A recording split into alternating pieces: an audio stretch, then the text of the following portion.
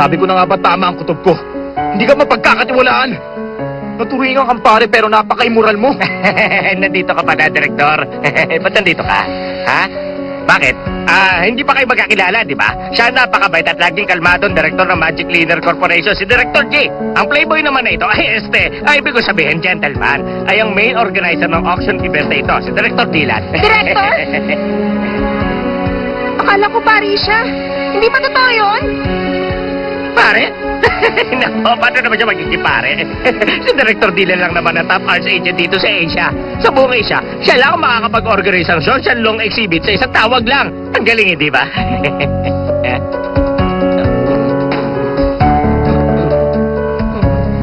Paano nangyari yun? Hindi pa ikaw yung nakausap ko nung nangumpisal ako?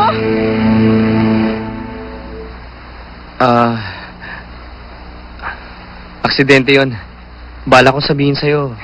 Pero malungkot ka noon, kaya naman... Diyos ko po! Diyos ko po! At sinabi ko sa'yo lahat-lahat. Yung pabubuntis ko. Yung pagkawala ni Baby G. Tapos yung kanina. Ay, matutunaw na yata ako sa hiya. Wala ka naman dapat ikahiya eh. Kahit ano pwede mo sabihin sa akin. Ganun naman ang magkaibigan, hindi ba? Teka, sandali lang. Kala mo hindi ko alam yung style mo? Hoy, ano ba talaga ang habol mo? Hindi siya mayaman. At obvious naman sa'yo na hindi siya maganda. Sinubukan mo na bang intindihin si Cindy? Huh, bakit? Kilala mo siya? Naiintindihan mo siya? Bukod pala sa art, interesado ka rin sa asawa ng iba.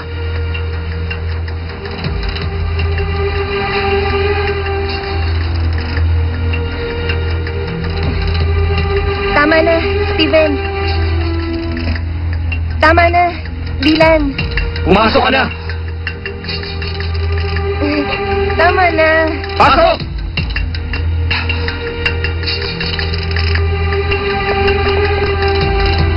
Sandali lang!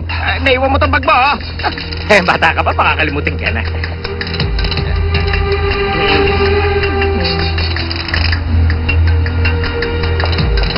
Teka. Buti na dala ko.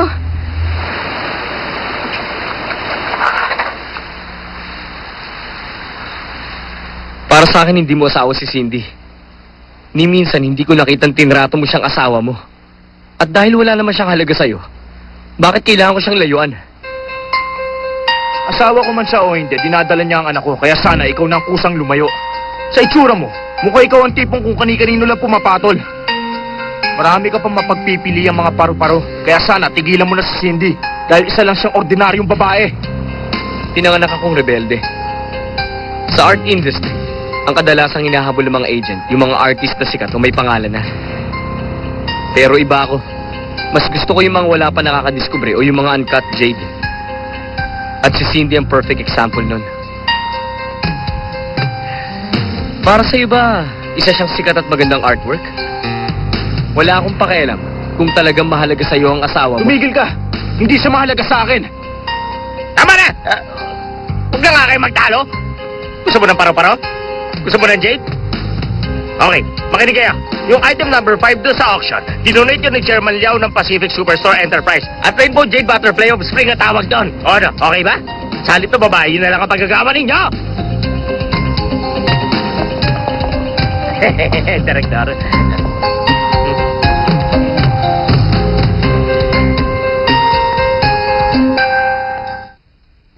Quintas, Quintas. Wala naman ako, Miss Kisa. Lalaki, lalaki. Wala rin ako ni isa.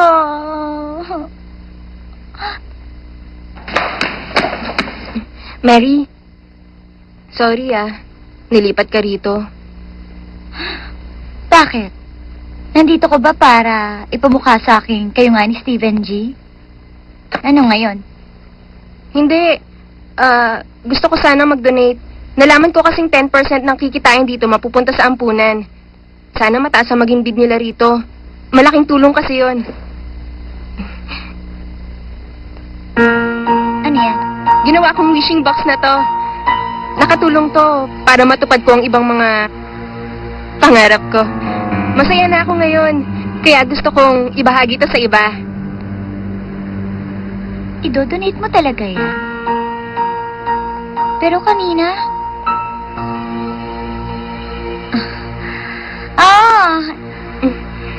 idodonate mo itong wishing box, diba?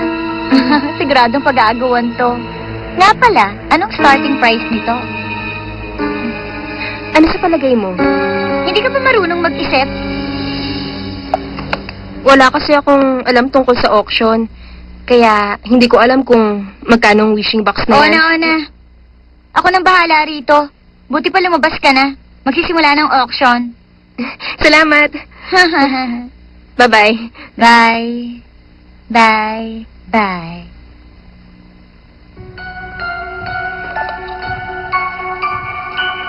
Cindy Chen, ganun ka pa rin. Madaling magtiwala. Sino mag-aakala magdodonate ng basura ang partner ng isang mayamang businessman? Cindy Chen, tingnan natin kung paano mo ipapahiya ang mayaman at sikat na si Steven G. Parang sobra naman yata yung naisip ko. Pero, bakit ako maaawa sa kanya?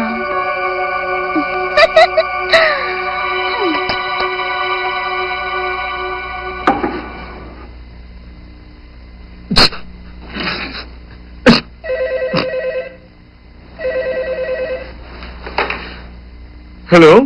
Magic Cleaner Corporation, Director G's office. Hello, Anson. Alam mo kung nasan si Steven? Hindi ko siya makontak eh. Pasensya na. Nagpunta po si Director sa charity auction na inorganize ng Megalith Art Gallery. Naiwan niya yung cellphone niya. Sa Megalith Art Gallery? Yes, ma'am. Sino po sila? Si Ana to. Thank you. Miss Anna. Okay, I'll tell him you called. Okay, bye.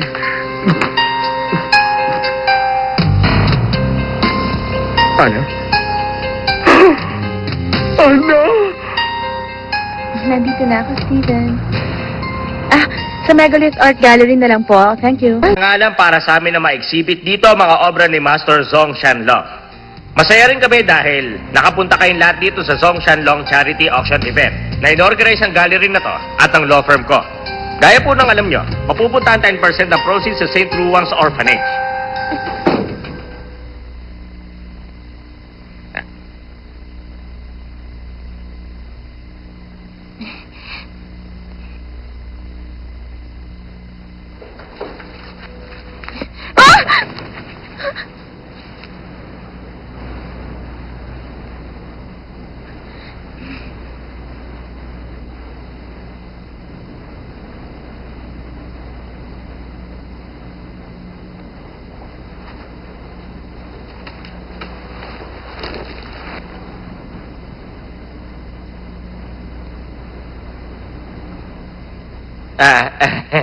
Mukhang nandito na po ang lahat. Kung ganoon, simulan na natin ang auction.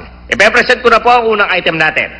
Ang nag-donate sa item na ito ay ang chairman ng jewelry designing company na Ishine. Ang tawag sa bracelet na ito ay The Memories of Maldives. Ang nag-design sa The Memories of Maldives ay walang iba kundi ang sikat na designer na si Miss Kylie Sia. Na-inspire siyang gawin ang bracelet na ito nang mag-honeymoon sila ni Chairman Zhong sa magagandang isla sa Maldives. Pwede na po kayo mag-bid. Ang starting Gusto mo price, yun? 1 million. Masyado yung mahal. 1.2 million. Bakit ganun? 1.5 million. May mas mataas na bid pa ba kaysa ron? 1.5 million, going once, going twice. Okay, 1.5 million. Congratulations. Nabili po ng 1.5 million ang unang item. Bakit? Mamahalin ba lahat ng dinonate nila rito, ha? Siyempre. Sino naman magdodonate ng basura dito? Bakit? Isa't kalahating milyon lang yan. Wala yun. Nagkaroon po ng pagbabago sa listahan ng mga item. Ipapakita ko na po sa inyo ngayon ang pakalawang item Labas natin. muna ako. I-donate po ito ng partner ni Director Steven G ng Magic Cleaner Corporation na si Miss Cindy Chen. Kung nandito po kayo, Miss Chen, pwede po ba kayong tumayo?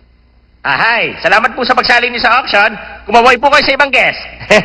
Palakpakan natin siya. Yan. Palakpak.